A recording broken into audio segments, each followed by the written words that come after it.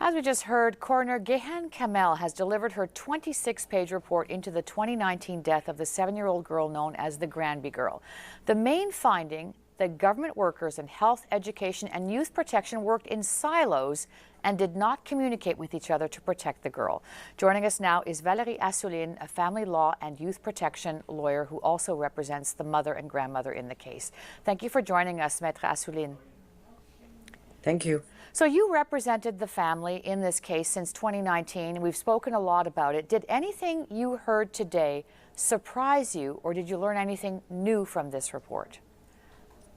We did not necessarily learn something new from this report because all the facts we had since 2019, we've been working on this file. But what we have learned from this report is new recommendations that were not in the Commission Laurent report, and that is enlightening. I think that it's a very good recommendation that can help us in the future. And that recommendation is what exactly? Well, first, working in silo, of course, Madame Laurent spoke about it during the Commission Laurent. But there's also the fact that the police has the right and the authority to go first place. You know, when the police is involved, they should be involved and not wait for DYP. It shouldn't be secondary. So that has been mentioned by the coroner. You also have the fact that she recommends that we have one system with that follows the child. So one child, one file, not many files. So if you live in Montreal and you go in Laval, the file follows the child. So that's also very good recommendation.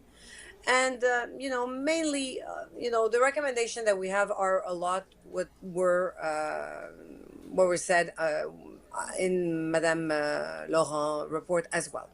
It sounds like some of these things, though, are almost common sense. If a child is in jeopardy, you would want the file to continue with the child no matter where they live.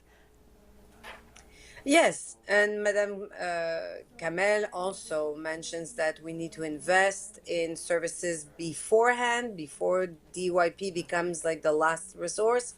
It cannot be the emergency room, so that we heard Mr. Carman say that in 2022. So she reiterates the same conclusion to invest in services for families.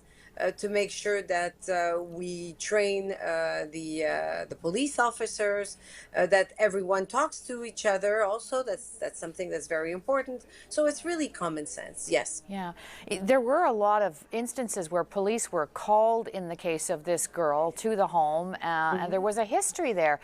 The Laurent Commission called for better training and more responsibility, but without communication, could this happen again? Of course, of course. What is important to say is that in that report, Madame Kamel mentions that when there is a vulnerable child, when you have 24 times the police came by the house of that child, do you promote homeschooling? Of course not. So this is also common sense. So she mentions in her report that when there is a child that is vulnerable, homeschooling is not a good idea. Let me just ask you quickly, we only have about 20 seconds left. Are you satisfied that the system has changed since all of these recommendations, not just today, but the Laurent Commission as well? Has it changed enough to protect children? It's never enough because there's a lot of children that end up on DYP. Is there changes? Yes, there is. We have changes with the commissaire that now is named. We have a commissaire for all the children in Quebec that is supposed to be looking after every program and everything that concerns our children in Quebec. But there's also the director, the national director, Leslie Hill, that also is supposed to uniform the program and the services with DYP. So that's also very important. Has it changed enough? No. No. Never enough, but certainly heading in the right direction. Thank you so much for your time today, Maître Assouline. We appreciate it. Thank you.